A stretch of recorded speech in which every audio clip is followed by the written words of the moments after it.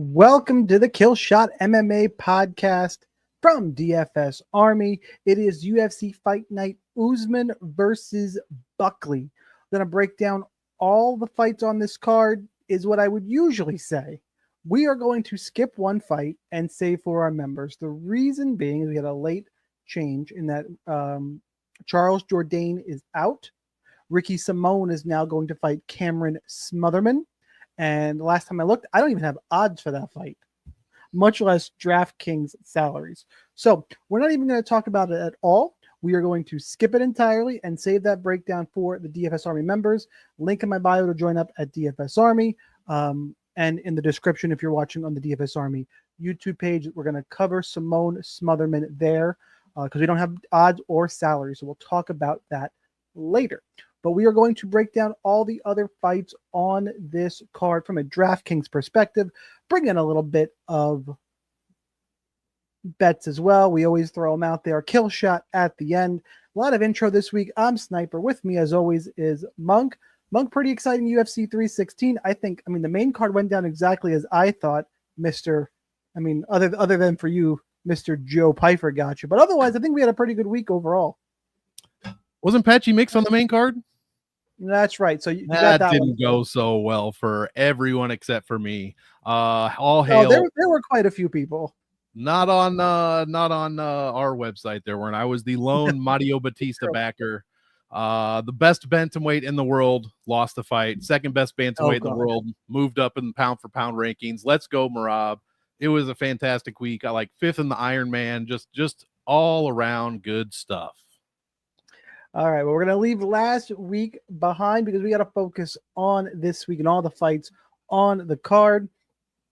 Some interesting matchups here. I think the dogs are going to be barking. I have quite a few underdog picks and a couple where I picked a dog just because I thought it was a toss-up fight and the line was wrong. And, it's fun being a contrarian. So, Monk, as always, top or bottom? Well, ladies first. So we got to go Horth and Demo. All right. Vanessa Demopoulos, Jamie Lynn Horth. Horth is a minus 600 favorite. Oh, that's aggressive to say. Vanessa Demopoulos, plus 425 on the comeback. Your, fight goes to decision is good old minus 350. And your DraftKings salaries for this one, get ready for this, guys. Like, buckle up, because Jamie Lynn Horth is going to cost you $9,400, and there's three people more expensive than her on this card. Vanessa Demopoulos, on the other hand, is $6,800. We're going to keep our rhythm here, Monk, where I'll kick to you first. Before I do that, I'm going to let everybody know if you're watching this on the DFS Army YouTube, welcome back, as always, where we've always been. I'm streaming this live as we record them because I figured why not on my own YouTube and X accounts. If you guys are watching there, go ahead, type any comments, questions. I'll try and get to them as we as we talk about these fights. And if you want to jump in next week and you're listening after the fact, we typically do these Tuesdays. I thought 9, apparently closer to 9:30, but who knows? Monk's rolling his eyes. I do. I have the receipts. Probably.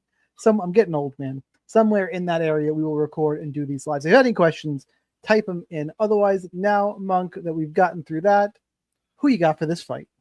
Oof. Well, this won't take too long. I had her at minus 475 earlier, and no one can be straight betting her. So that means people are parlaying Jamie Lynn Horth this week. Yeesh. Never thought I'd say that. It's probably fine, though. Vanessa can't stop a takedown. She has no striking defense.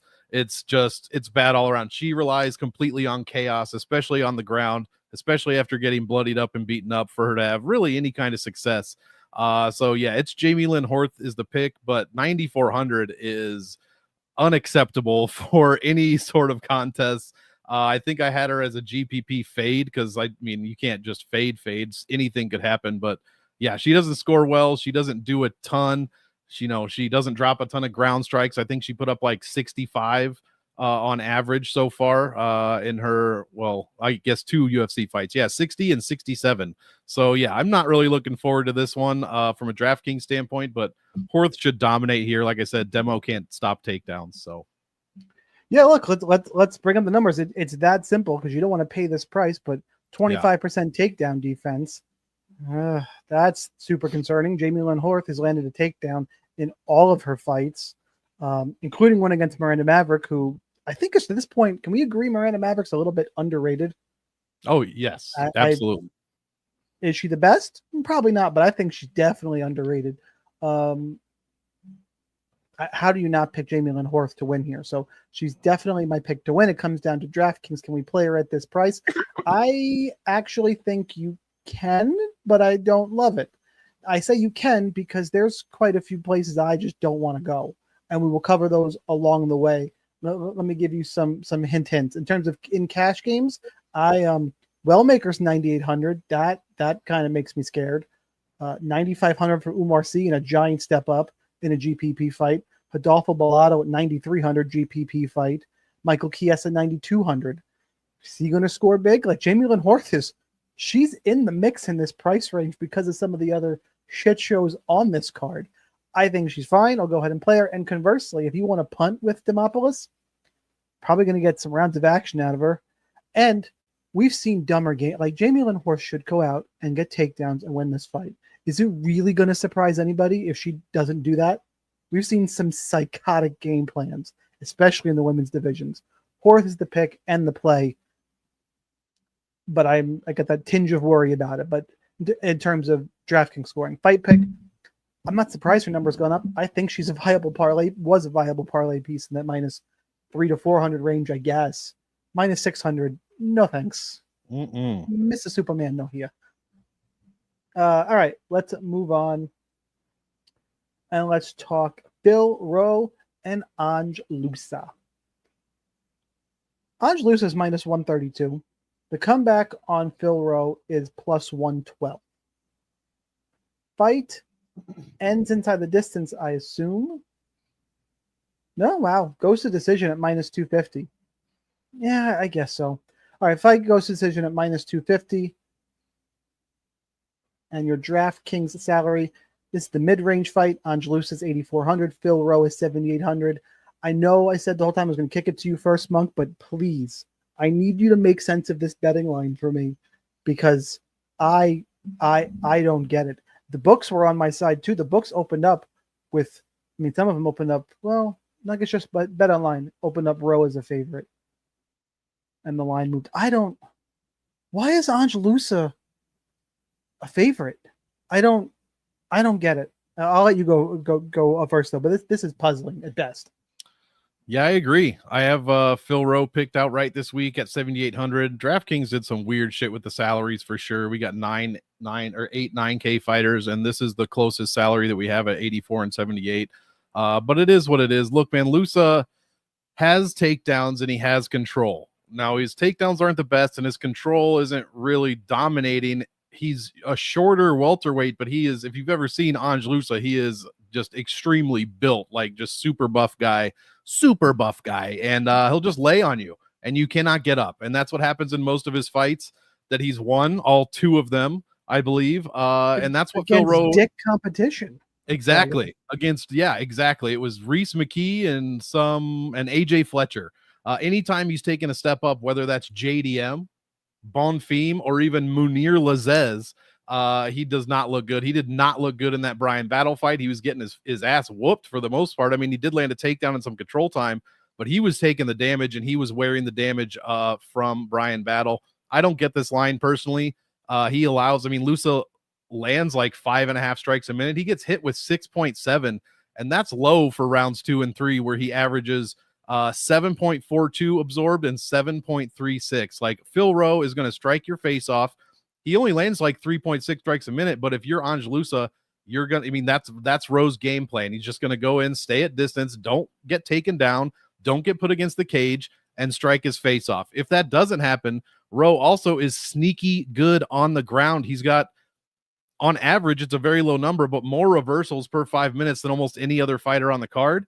And he's got 4 submission wins. Now, none in the UFC, so that's kind of sneaky there, because if Loosa is just laying on top of him, this dude could get triangled, he could get reversed. I think Phil Rowe can win a decision. I think he can win by knockout, which is how he's won all 4 of his UFC fights. even if Loosa's never been KO'd. And I think he can win by sub if he gets in trouble on the ground. So yeah, as long as he doesn't get just held down and laid on by Ange Loosa, I think he's got a great chance to win this fight. Yeah, I'm gonna double down on that because look, let's do the wiki capping real quick, and then we can talk about just the matchup. Ange Loosa is fuck Brian battle. This is a loss. Ange Loosa wanted out. Absolutely, he quit. Absolutely quit in this fight. He's 2-4 with wins over AJ Fletcher and Reese McGee. Ooh. And Phil Rowe lost to Gabe Green. All right, not a great loss. Nico Price is a good win, and then he's lost to Neil Magny and Jake Matthews, borderline top 10 to 15 guys, right? And very close fights too. Yeah, split decision against Neil Magny, and we're gonna. I mean, there wasn't a lot of action in this fight, but I think Phil Rowe has gotten so undervalued because of back-to-back losses. I mean, I guess the number here is 56% takedown defense, but all Ange Loosa has, I think Phil Rowe should be slightly favored. Better quality competition. I think physically he's going to be stronger and hold up. Better striker. Like, I think this line should be flipped. Not that Rowe should be like a minus 250, but I think the line should be flipped. In terms of DraftKings, now that I've said that, though, I don't have a ton of interest in this fight. I think the only thing that makes it interesting is Phil Rowe is $7,800 and a dog I'm picking to win, but it's not one to go overweight on. I'll be under on Ange Loosa and probably about field weight on Phil Rowe. Bet wise, though, especially if Phil Rowe is going to hover around plus money, I think he's worth a play for sure. Absolutely. Shout out Phil Rowe. Let's get it done this week. Watch him get knocked the fuck out now. Make me look stupid. All right. Remember, guys, we are skipping Simone and Smotherman because we don't have odds or a salaries yet on DraftKings. DFS Army members will get that. Join up at DFS Army. Use that code SNIPER. Get yourself the only thing I will say is Simone has already been priced. So we're getting him at 8,700 regardless of the other guy's salary. Yep. We'll talk about that in Discord. Save it. Gotta leave him wanting more, Hunk. Yeah. All right. Speaking of lines I don't fucking understand, we're gonna go back to back here because I don't get this one either.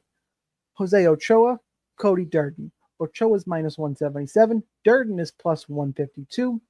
Fight ends inside the distance, minus 125, so about 50-50, which is interesting for a flyweight fight. And then your DraftKings salaries, Ochoa is 8,600. Durden is 7,600. Monk, can you make this one make sense to me?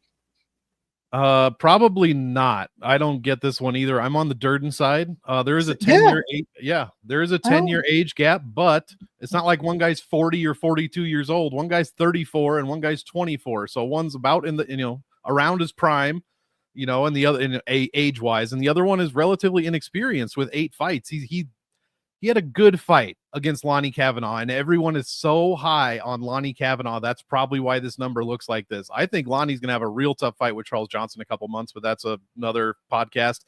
But the Lonnie Kavanaugh fight was basically this, they basically canceled each other out. 1 strike differential.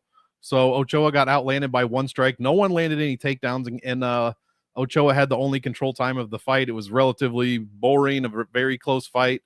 But yeah, I think that's why he's being overvalued here. Look, Cody Durden might be 3 and I don't know. He's lost 3 of his last 4. It's to Tajir Ulanbekov, Bruno Silva, and Josh Van. Those are 3 fantastic, maybe, fantastic or right below that level of flyweight. And the 2 wins before that, we cannot Hadley and Johnson are Hadley and Johnson wins. Exactly. Hadley's huge and Johnson's even bigger. That was a fantastic fight. He outstruck Johnson, 11 of 18 takedowns.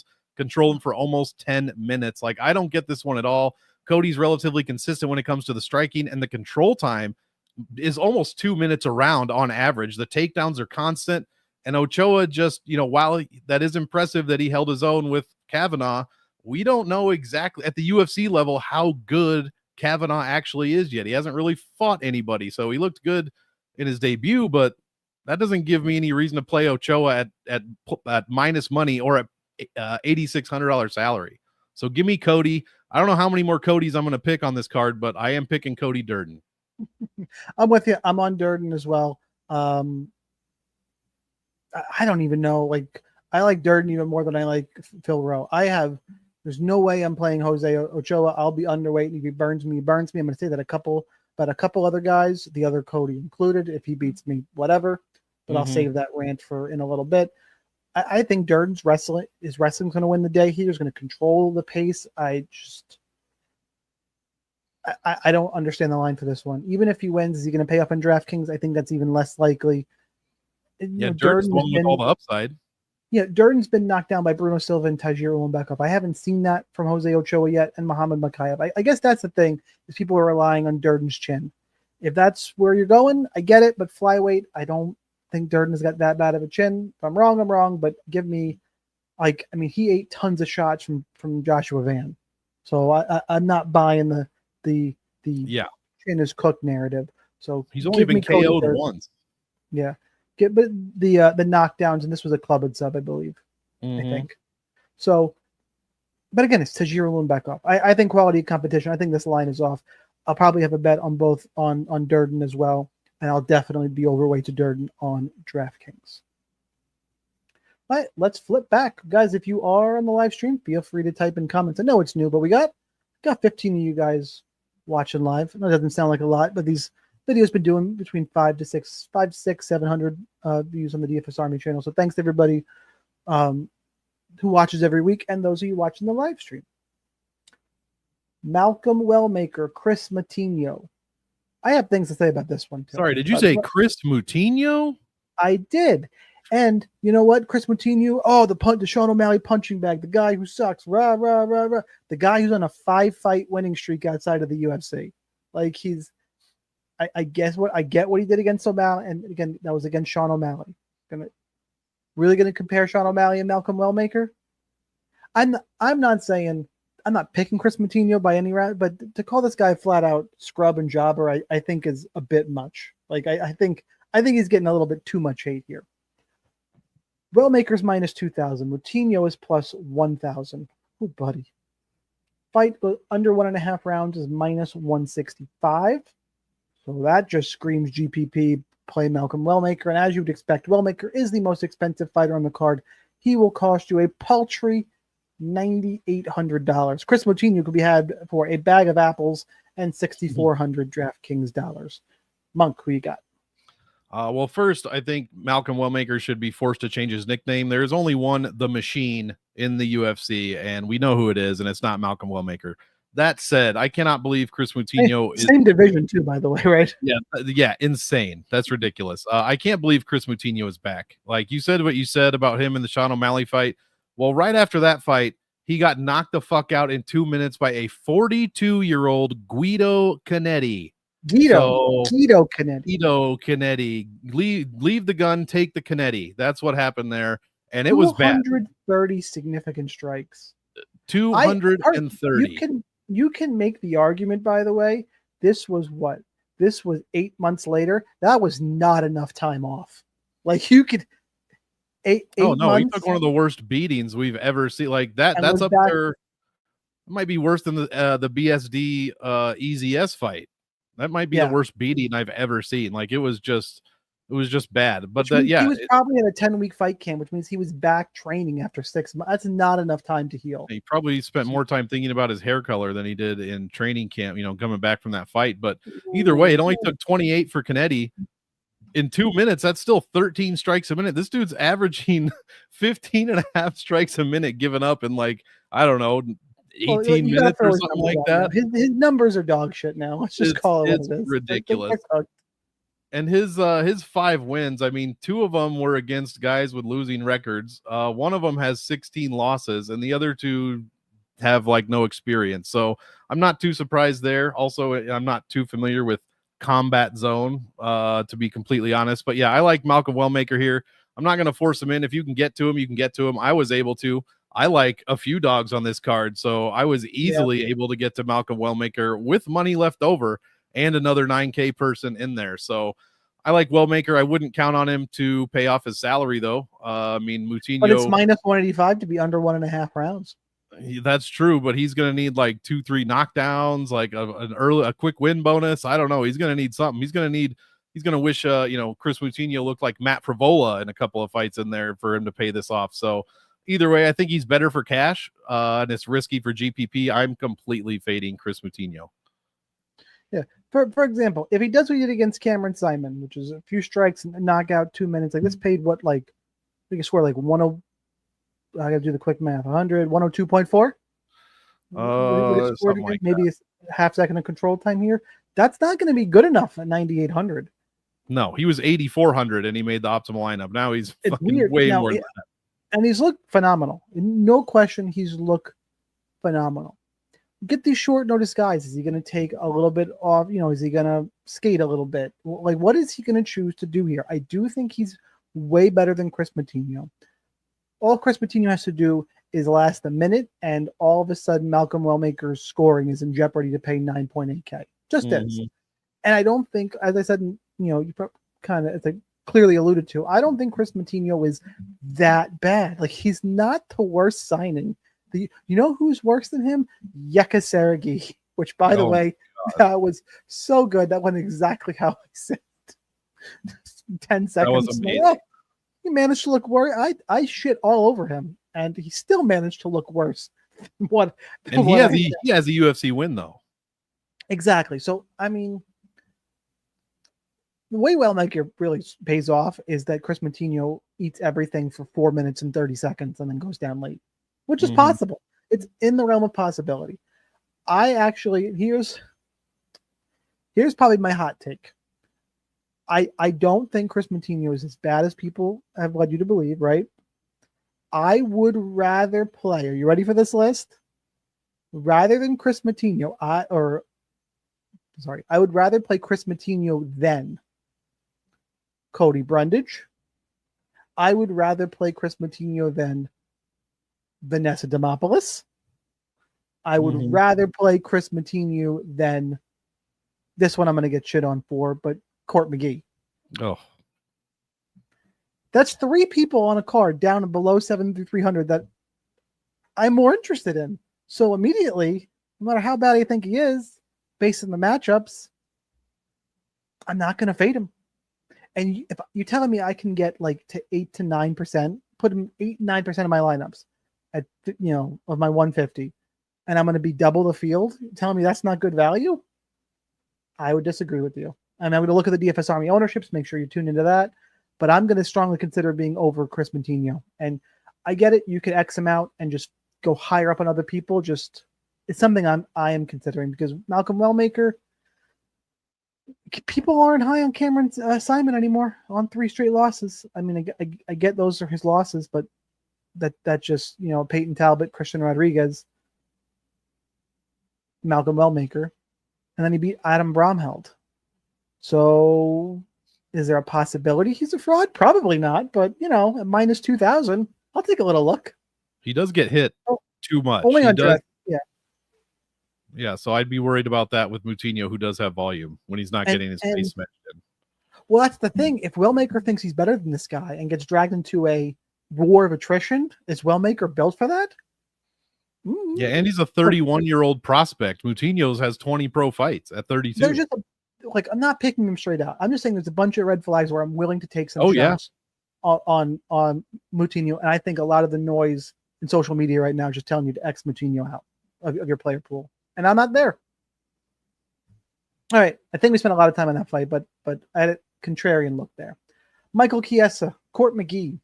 Chiesa's minus 350. McGee is plus 285. Fight goes to decision is minus 150. Your DraftKings salaries for this one.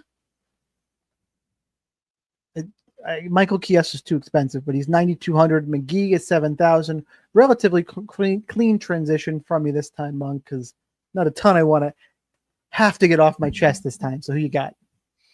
I'm on the underdog this week with Court McGee. I don't see how anybody could pay. First of all, minus 350 on Michael Chiesa's insanity. Well, that's a different conversation. 9,200 is relative to that line, and it's insanity. He has 0 striking whatsoever. He doesn't even throw leg kicks. He is completely 100% reliant on takedowns and a submission. Court McGee has, okay takedown defense on paper, 70%. But in his last 10, I think he's been taken down 4 times. One was Ramiz Brahimaj, who only got 30 seconds of control time on Court McGee and lost that fight. I think it was 2 were Sean Brady, where people say, oh, Sean Brady was in love with his hands that week. Okay, well, he's a fantastic grappler, one of the best at 170, and he got 42 seconds of control time, standing, total, standing or on the ground. So I think Court McGee's looked fantastic against primary grapplers. Also, he's never been subbed. He has been KO'd 3 times. Chiesa has no knockouts, none. He has no power, no striking.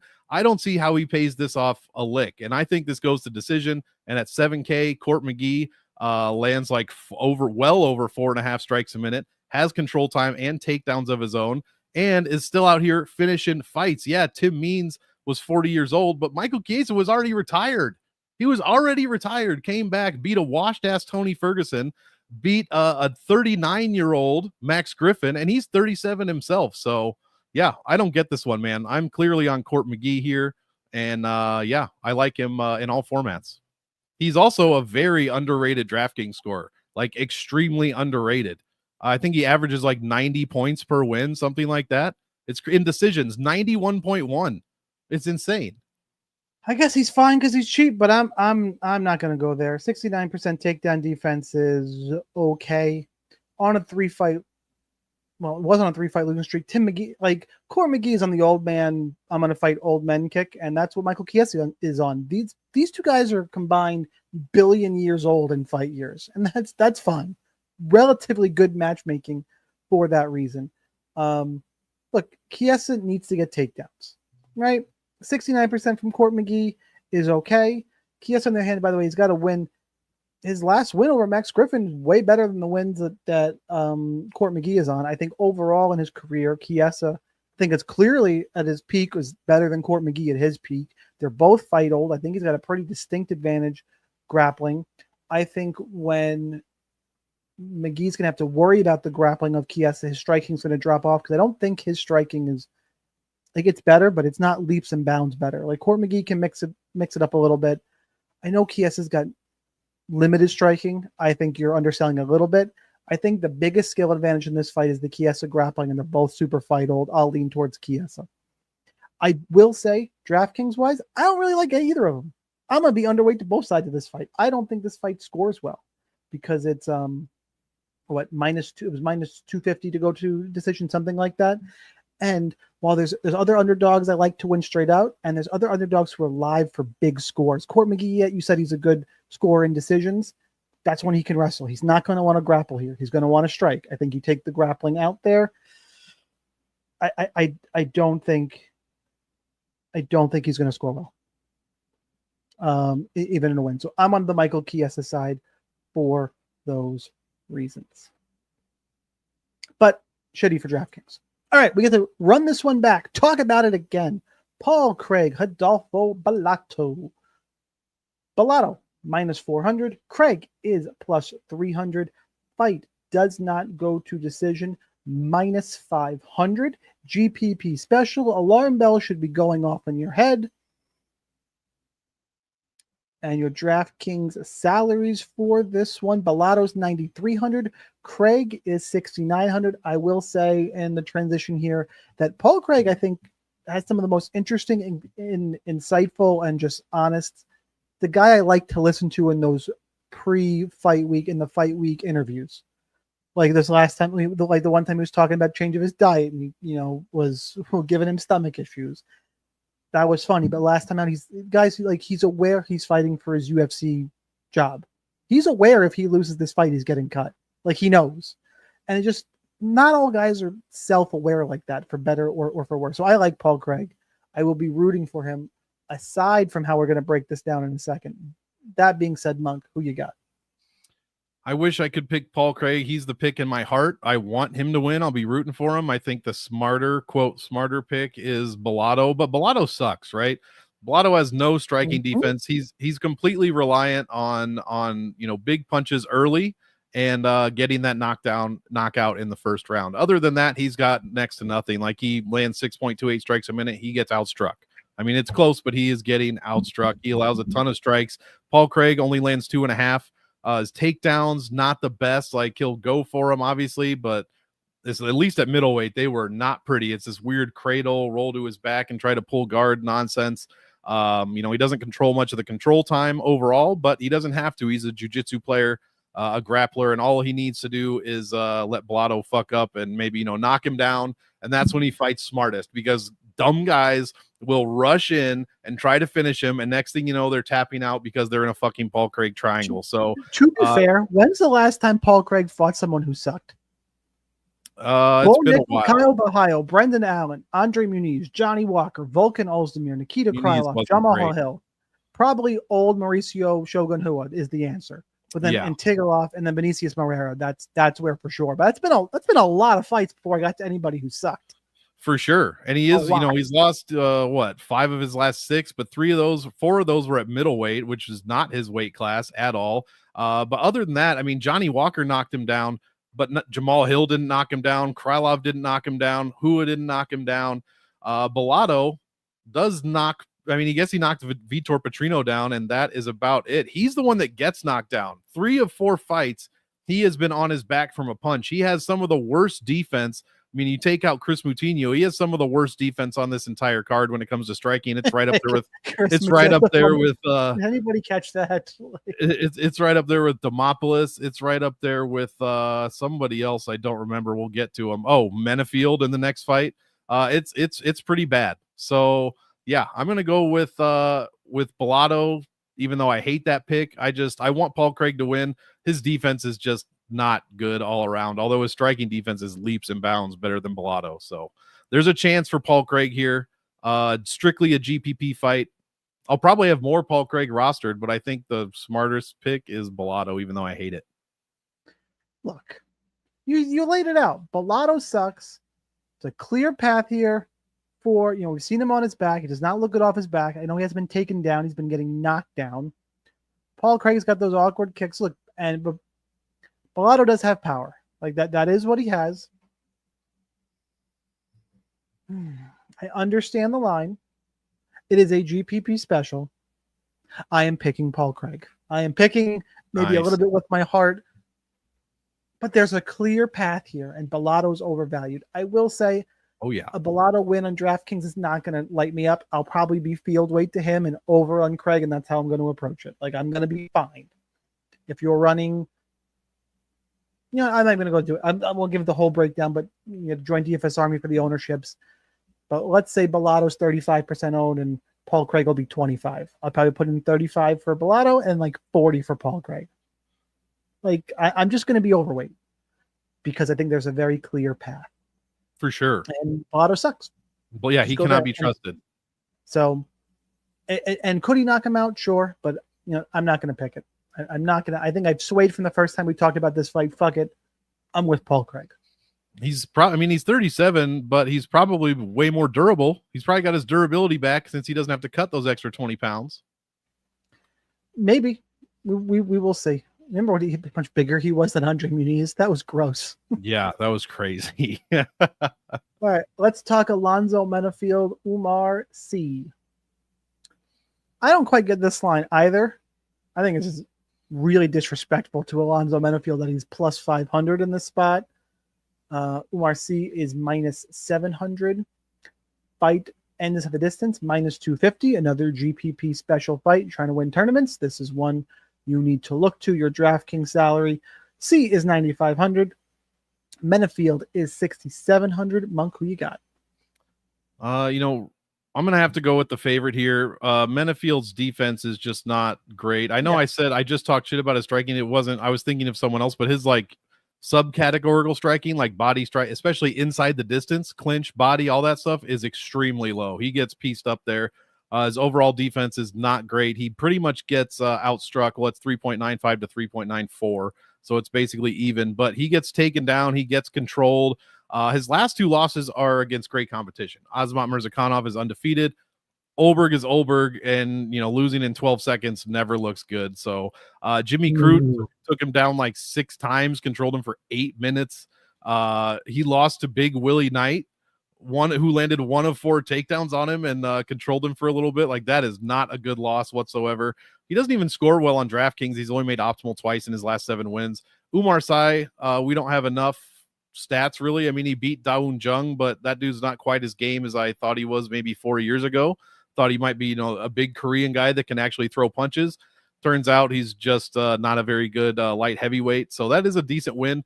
He did everything though, and that's what we like to see out of prospects, much like Abdul-Malik, much like whoever fought last or a couple of weeks ago, Yadier Dovali, whoever it was last week that did the same thing. I can't remember. But yeah, 6 strikes a minute. Yeah, multiple takedowns. No, Yadier. Sorry, Manuel is. Yeah. Well, sorry, Yadier, I do the tape index for MMA 365, and Manuel Dovali believes a cage fighter, Cage Warriors fighter that I was just looking into. My bad. There was another one last week though that was, I don't remember. It doesn't matter. But either way, these well-rounded guys that come off of Dana White Contender Series fights, or just plucked out of wherever. I mean, this dude's landing 6 strikes a minute, 2 takedowns, 3 minutes of control time. I love seeing that. 30% of his 90 strikes went to the legs, so he's not head hunting. He looks very, very well-rounded. And honestly, I don't trust Alonzo Menifield. I mean, the Dustin Jacoby win was very good, a very close fight in which he got outstruck and out-controlled by a kickboxer, by the way. The Julius Walker win, he probably should have not won that fight. And then Jimmy Crute, I mean, Jimmy Crute's had been, not 100% his whole life. His only good win is against really a fraud in Mazarov other than Jacoby. So, yeah, I'm taking Umar Sai. I like him at his price, especially because I do not like a lot of the 9K range. Decent GPP fight, though. Play both sides, but I don't think Alonzo is quite as atomic as he used to be. And I like how Sai looked, especially with his stats overall. So give me the favorite here to win. I'm with you. I couldn't pull the trigger on the Alonzo Menifield pick, but I do think the line's a little bit disrespectful. I mean that's crazy. Minus 650 or 700. Yeah, and plus 500 for Menifield. Yeah. There's no way I'm laying C in as a parlay piece. No, thank you there.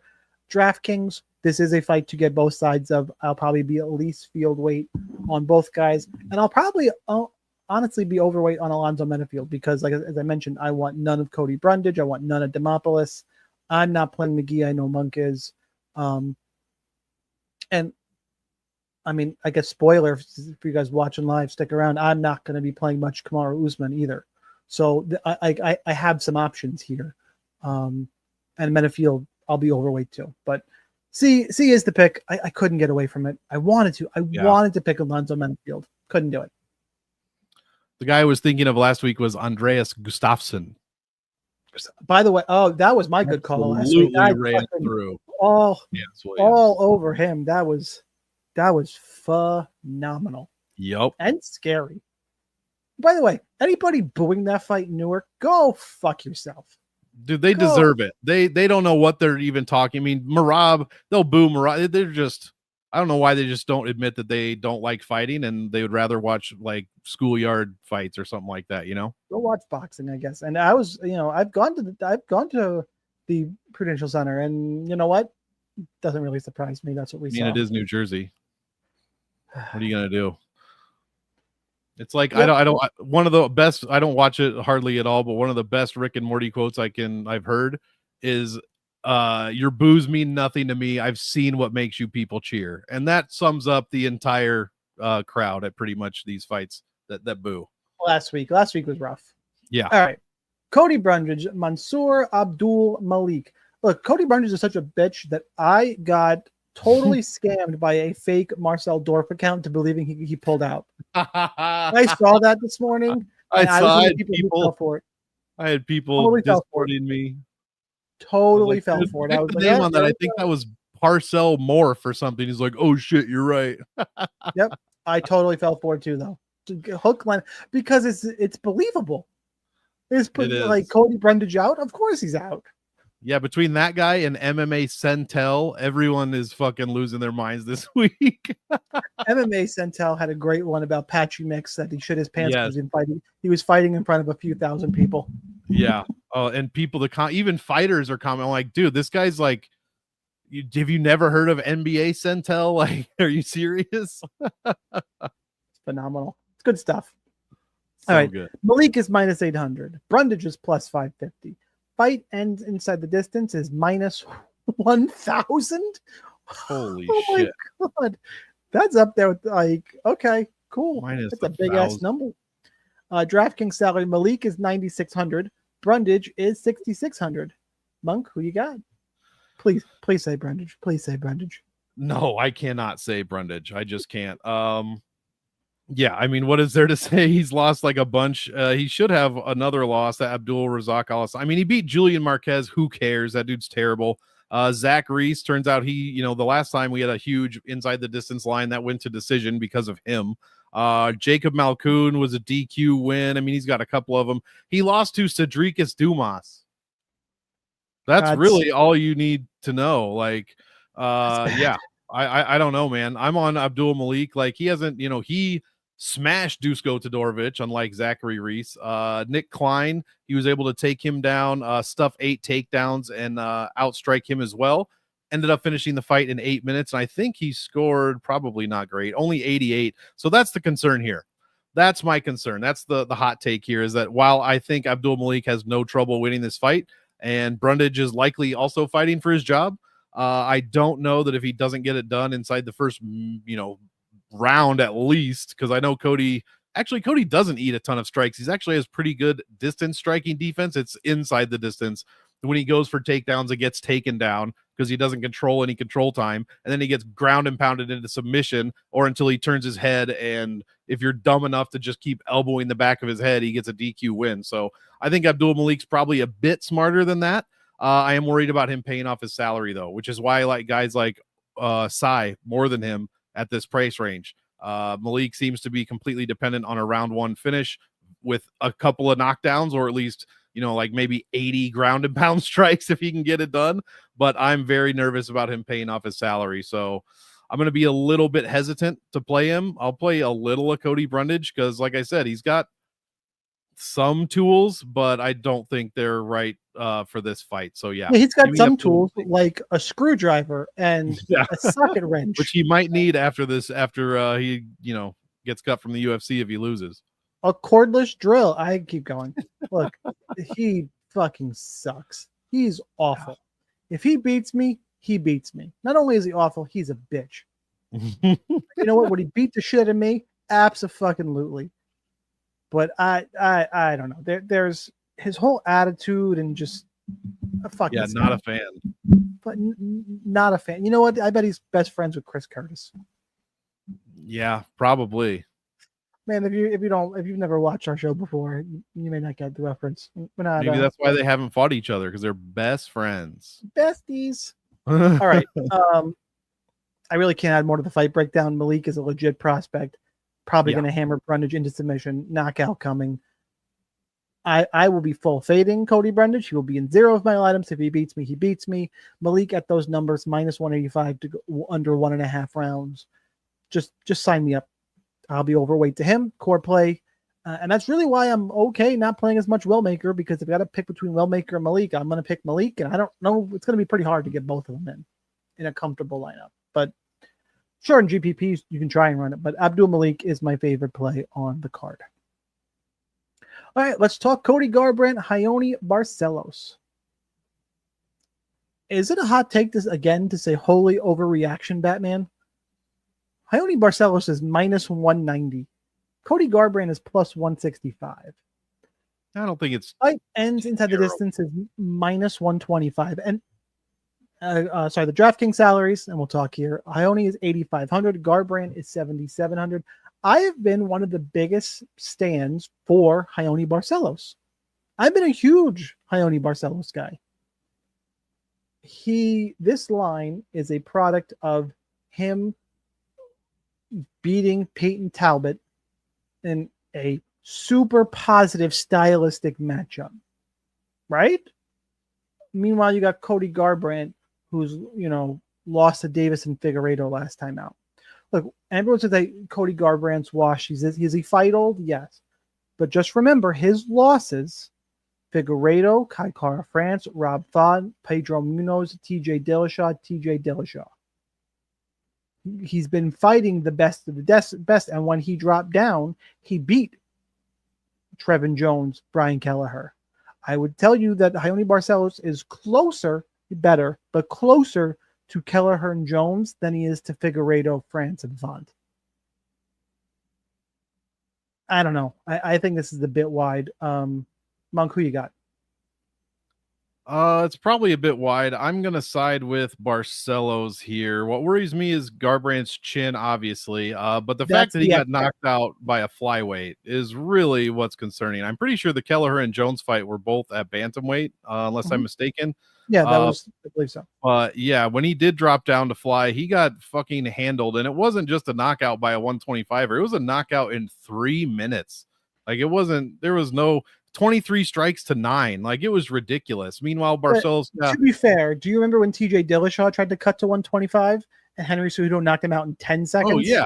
But why did Garbrandt drop down? Because he was getting fucked up at 135. KO.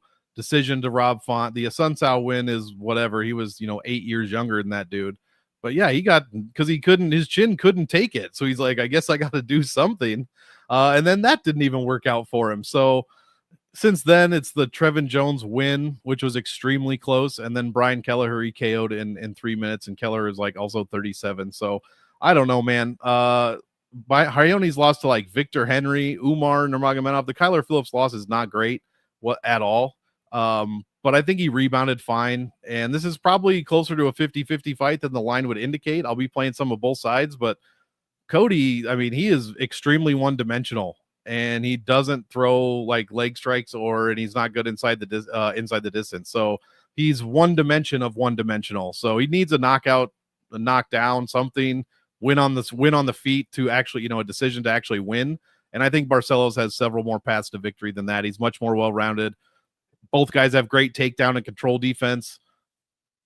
Both guys' striking defense kind of sucks, but Barcelos is just a little bit better. So in that regard, so I'm picking Barcelos. I don't really like this one. What are our salaries here? Is it ridiculous? 85 and 77. It's not crazy. You can play both sides in GPPs. I've never touched this one in cash because honestly, it is more of a 50-50 fight for me. I just don't trust Garbrandt. So he could win for sure.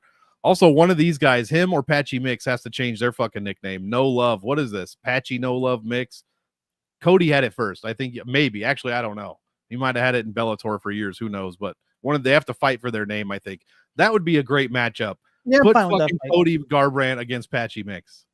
I'm fine with that. I think Cody's got to win this fight for that to happen, by the way. Yeah, that's probably true.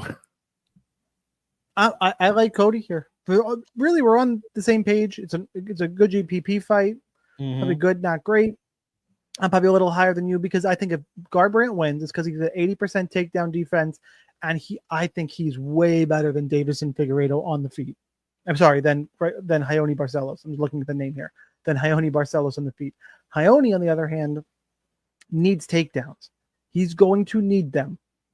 Can he throw more volume? So where Raoni wins, it's got two paths: war of attrition, wearing down Cody, landing a big shot. Cody goes full stupid like he does quite often, exposes his chin, and the grappling. Cody Garbrandt's path, way cleaner striker, really good takedown defense. With quality competition, and I don't know, one of those, you play the fight out in your mind's eye. I see Garbrandt stopping the Raoni takedowns and using his boxing and really piecing up Raoni on the feet.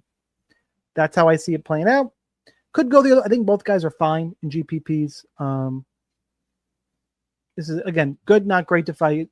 Target, I will be on the Garbrandt side. One of the few times in the last 2 weeks that we have differed here. Although it's happened a couple of times this card. It's good. Now, let's see if we differ here, because I have a really strong take on this fight. I think we're going to differ here. Edmund Shahbazyan, Andre Petroski. Shahbazyan's minus 190-ish now. Petroski's about plus 165.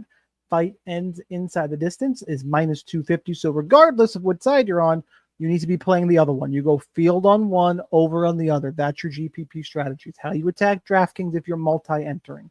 If you're doing 1 to 3 lineups, it's less. You find, then just quick strategy talk, then you change. You find the fights that should score highly, pick your winners in those fights, and then fill in the last 1 or 2 fights with your favorite fighters in terms of matchups.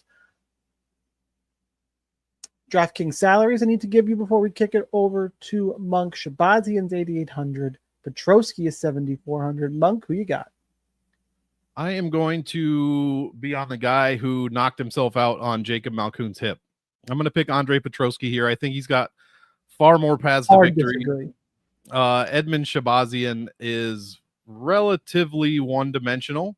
He pretty much gets out-controlled in almost every fight.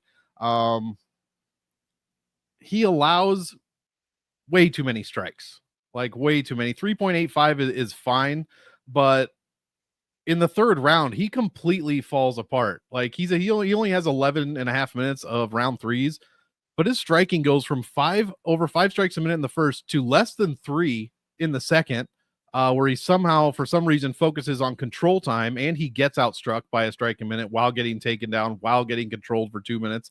Round 3 completely falls apart. 0.52 strikes a minute. He is a strictly takedown and control time guy in round 3, which tells me he's panic wrestling, and he's getting hit with 6.72 strikes a minute, the same amount of takedowns, which is almost 2, and he gets out controlled 2.5 minutes to 1 minute. That's exactly what Andre Petroski does. He's got overall pretty decent striking defense, allows just 2.6 strikes a minute, very good takedown defense, control defense. He's got the control offense, the grappling offense. Striking offense is decent. It's better than I expected, that's for sure. And Shahbazyan's defense as a whole, terrible. Like just really, really bad for the most part. Gets out controlled. He's obviously got a path to victory here in the striking. He needs an early knockdown because outside of the first round, at least statistically, in 33 minutes of round 2s and 11 minutes of round 3s, he cuts his striking volume in half at least. He turns into a grappler, and that's not what you want to do against Petroski, who has at least two round 3 submissions, which means he has decent cardio, contrary to popular belief. And yeah, I think he's got way more paths to victory outside of like the first 4 or 5 minutes. So I like Petroski. The price here is ridiculous, 7,400 for a guy with a ton of upside. Shahbazyan's last 3 wins are also garbage. Lungiambula, AJ Dobson, and Dylan Budka. Like, you're supposed to beat those guys. Petroski beat Dylan Budka and Josh Fremd, which isn't much better. He also beat the black belt Hunter, got a win over Gerald Mearshart, subbed Nick Maximov in a minute. Like, he's looking pretty damn good. I know Shahbazyan's lost to good competition. Oh, what are you talking about? That's Nick Diaz's buddy. He was about to fight Hamzat. Shahbazyan's lost to decent competition, but his wins aren't anything special. Not much better than Nick Maximov. So yeah, I'm going with Petroski here with a ton of DraftKings upside. Andre Petroski is going to be in my GPP. Let's reiterate. He's going to be in my GPP field. I'll be about field weight, maybe a touch over, because I do like the fight overall with those numbers. It's a pretty binary fight. But here's the thing. You know, the more I think about it, I'm probably actually still going to be underweight to Petroski. I think Petroski, I take back what I said. Am I going to fade him? No. I'll probably be a little underweight because I like Petroski 0%. And Petroski is overrated in my mind, and Shahbazyan is underrated. For all the reasons you just mentioned, I think I could pick through the stats. You were kind of cherry picking in the round 3s where, like, Anthony Hernandez, terrible matchup. I don't think Andre Petroski is going to do like. In theory, he's going to want to wrestle, but he's out wrestled Josh Fremd and Dylan Budka.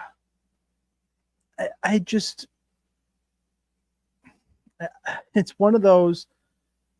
I think Shahbazyan is underrated. 65% takedown defense is decent, and you got to throw. I wouldn't say throw out, but Anthony Hernandez is going to jack up your numbers here, as is there's another fight, Derek Brunson, and this was Shahbazyan. By the way, this was back in 2020. Shahbazyan now this is another thing to mention with him. He's not 28 yet. He's in the UFC at like 22, 23 years old. Some of those stats are taken from when he's a baby, and some of the wiki. He's constantly improving. I don't think Andre Petroski is going to be able to ragdoll him. I think Shahbazyan striking is going to be a real problem for Petroski to try and close the try and close the distance. And I'm not a believer in Andre Petroski, especially after knocking yourself out on Jacob Malkoon's hip, which was fucking wild, by the way. I was at that fight. That was one of those. That was the Atlantic City card, where twice in that card we all looked around like, what the fuck is happening? That fight and the when Buckley randomly knocked out Luque in what looked like Luque just gave up. Like, it was two different instances of what's going on here. Are we in the same place? Regardless, that's just how I value these fighters. I think everybody's too far down on Shahbazyan. Growing, strong, better striking, decent takedown defense. Petroski, I think, is a little bit one-dimensional especially in this matchup. I think if he can get a takedown, I think Shahbazyan's going to fuck him up. Maybe I'll be wrong. I'll be over on Shahbazyan, under on Petroski. That's a stronger take. The numbers would indicate you should probably be overweight to both guys in the minus 250 inside the distance prop. If I knew this guy had seen a sports psychologist, then I would probably be higher on him. What's his name? Ronda's ex-coach, Ronda's coach, that Sarverdian. That dude fucked this guy up, man. Yep. That dude fucked this kid up. Edmund Taverdian is whatever. Rose Namajunas, Miranda Maverick. Namajunas minus 245, Maverick plus 205. Fight goes to decision minus 450. DraftKings salaries. Rose is going to cost you 9,100. Maverick, you get a deal here at 7,100. Monk, who you got? Yeah, I don't really understand this line. I think it's way too wide. It's Rose. What's that? It's Rose. Yeah, but it's Rose at flyweight. Like, people are, she beat Zhang, and yes, she absolutely had fucking phenomenal wins at strawweight. Phenomenal wins. She should be probably considered for the Hall of Fame after that run. Joanna, I think twice. I don't remember. Zhang for sure twice. Andrade in her prime, like, ridiculous run. Losing to Carla Esparza that was like one of the worst fights we've ever seen. She loses to good competition in Blanche and Fioro. Fantastic. But yeah, Hebas win, I don't really take a lot of stock in, and she barely won that fight. Cortez was a better showing. Hebas took her down 4 times, by the way. Yeah, 4 times. She got out controlled, did Hebas, but she's still, 2 minutes of control time there, and it's hard to control Rose Namajunas. Tracy Cortez really didn't stand a chance, but I don't think she's in the upper echelon of the 125 division. I wasn't so sure about Miranda Maverick either. We will see in this one, but I think she's looked a lot better. Her losses are just as good as the people Namajunas has lost to: Macy Barber, Erin Blanchfield, and Jasmine Jasudavicius. This girl is landing almost on par with Rose's striking, and in round 3 she outstrikes her. She's got better takedowns overall. I mean, more volume. The control time is double. This split was horseshit. The Macy Barber split was. Let's see. I remember not. Yeah, 100% was 100%. She outstruck Macy by 0.8 strikes a minute. They both landed a takedown, and they both had like a minute and a half, 2 minutes of control time. So yeah, on paper she won that fight. I agree for sure. And she went, decision with Jasmine. That's, she got controlled for 7.5 minutes, but she did her thing, tried to land some strikes. That's a big step up. I know Rose theoretically is a step up, but you have to separate 125-pound Rose from 115. And Miranda's got phenomenal defense, rated very, very well. Her takedown defense, not the best at 44%, but she still controls 60.5% of the grappling time she's involved in. She outlands her opponents an average of like 1.4 strikes a minute, and Rose is allowing 3.5 per minute. So she's only got a 61% takedown defense herself. So yeah, I think this one should be a lot closer. I'm not paying 9,100 for Rose at flyweight. What were her scores before we move on? Her scores were 119 against Cortez. She needed that knockdown, and then it was just a domination. And she did okay. She did score 105 against Hebas. Both of those were 25-minute fights also. So I don't know how she's going to pay that off in this one. I like Miranda Maverick here. 7,100. I don't see how you can't put her in all formats for the most part. Yeah. So there's 13 fights on this card? And Rose also has never fought a southpaw. That's interesting. The dogs I picked: Phil Rowe, Cody Garbrandt, Cody Durden, Cody Brundage. Paul Craig, Miranda Maverick. Look, you laid it out pretty well. Rose has got 60% takedown defense. A lot of that is at straw weight. You got a flyweight who likes to grapple here, who I think is a little bit undervalued. I think stylistically, this is a bad matchup for Rose. I think there's especially number value on, is the straight pick dicey? Maybe, but I think there's supreme value here on this plus 200 number straight up. I think Maverick controls her. Also, Rose is used to fighting 5-round fights. This is a 3-round fight. Yeah, she'll have extra in the gas tank. Rose isn't an especially fast starter. You give away around early, that could be a problem here. Regardless, we're talking DraftKings. How Rose pays off this salary, no idea. Yeah. Even if, she needs a head kick in the first round, right? I'm not playing Rose Namajunas. I will be full fading her, no shot. Could she win? Sure. Of course, she's a minus 240 favorite. If she makes optimal on this card, fuck it, I lost. That would and be kind of Cody Brundage make optimal, then I don't know what the fuck is happening anymore. So I'm on Miranda Maverick for all the reasons we just laid out, leaving us for the main event of the evening.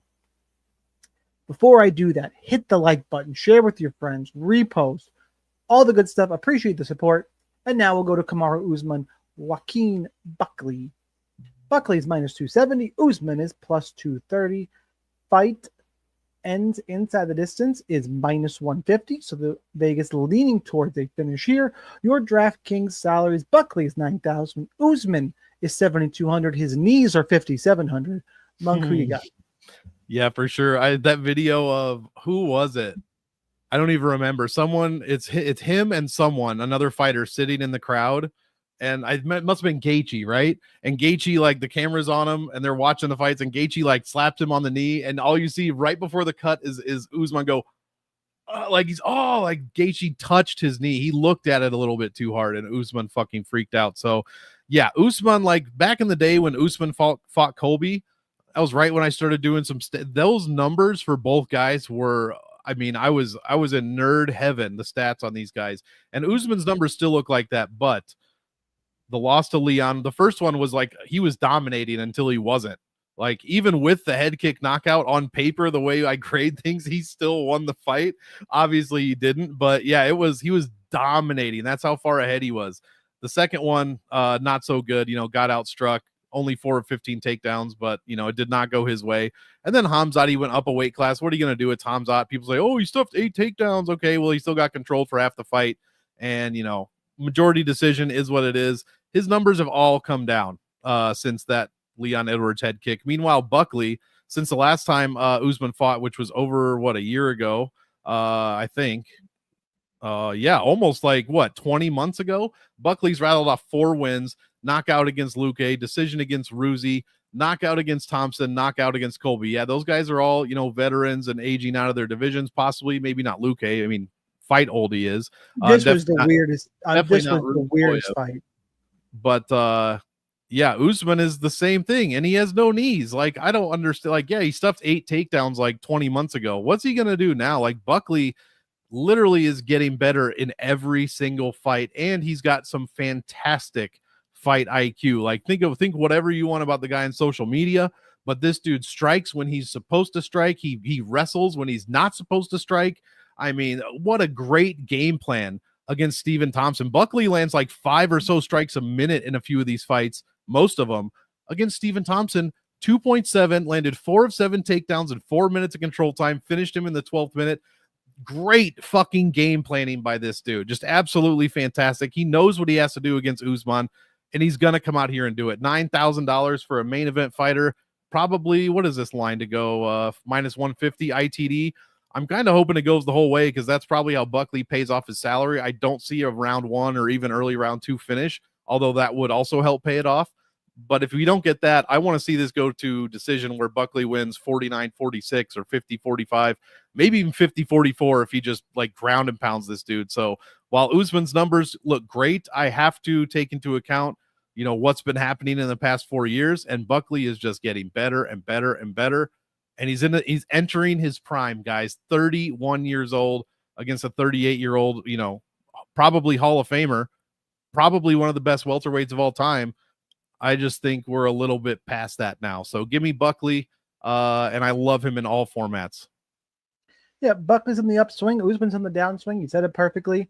Buckley looks phenomenal. He's got good striking, good wrestling. He looks well-rounded. I don't think Usman's going to have the durability to go 5 rounds anymore. Like, I'm on Buckley pretty much all day. You can, you could stack it up. I'm not. Seems risky, although in a 5-round fight, I guess it could be okay. Because it's minus 150 to go to decision, I'm okay with the stack here. But I think Buckley. I think it's the other way around. I think it's minus it? 150 to finish, unless I put it in wrong. No, you're right. And I just read it, and now, yep, fight into the distance is minus 150. You're right. We're still, so what are we? Minus 145 to get over 3.5 rounds. Bow pick 'em for under 4.5. I'm okay. The point kind of remains. I'm okay with the stack. I'm probably not playing cash this week because there's so many GPP fights I want to lock in on.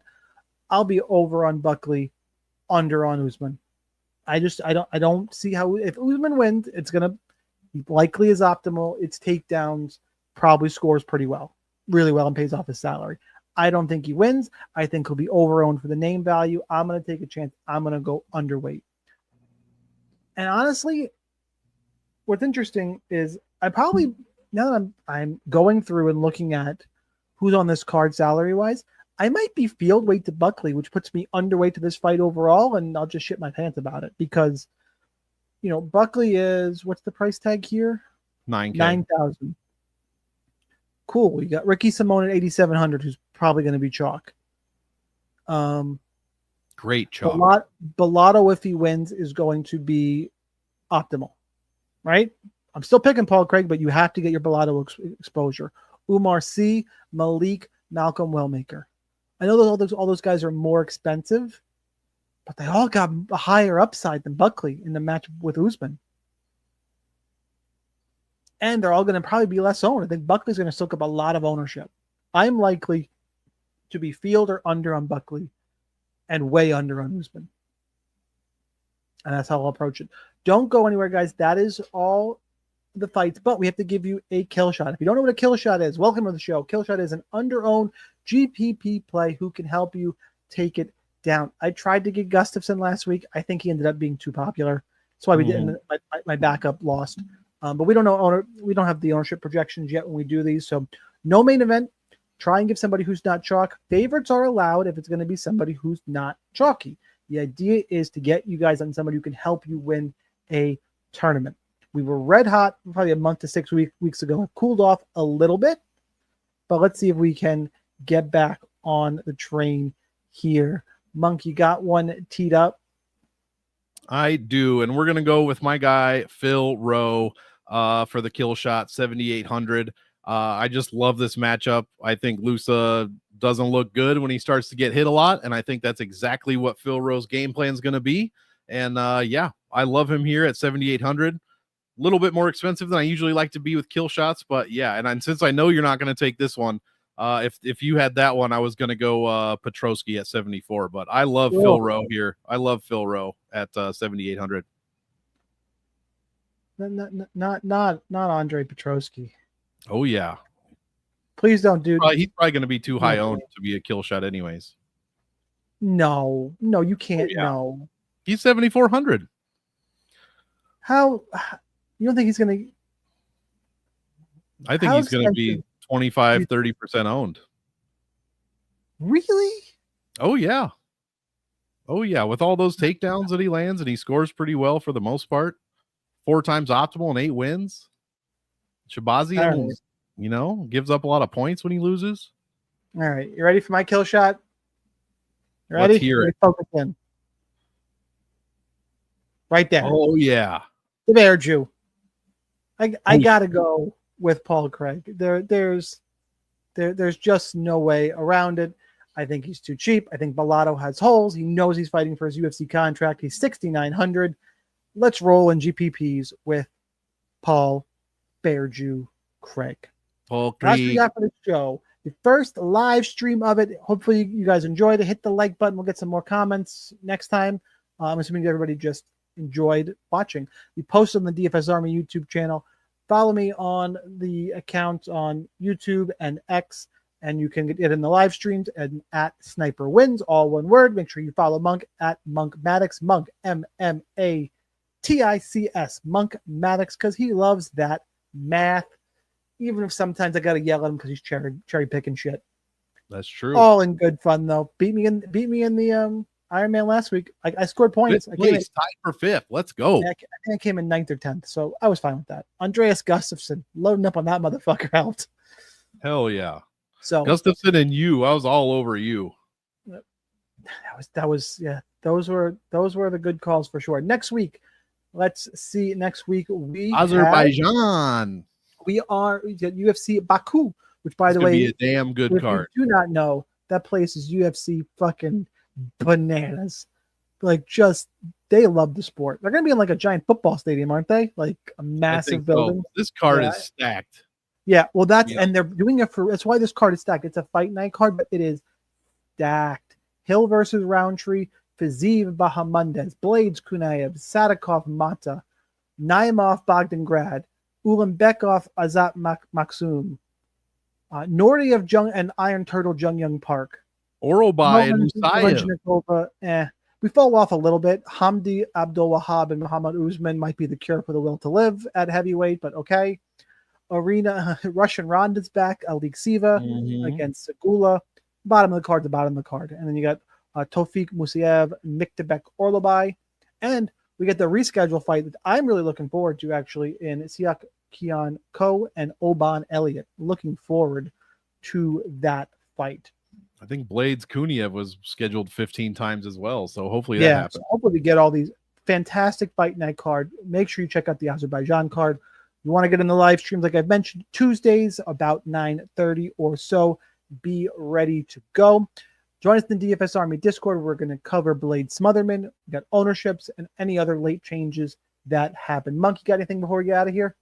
That is it. I'm looking forward to this one, and especially next week. But yeah, guys, best of luck and enjoy the fights. That's what we got. You guys enjoy. Thank you as always. See you in the DFS Army Discord. Helmets up. We'll see you guys next time.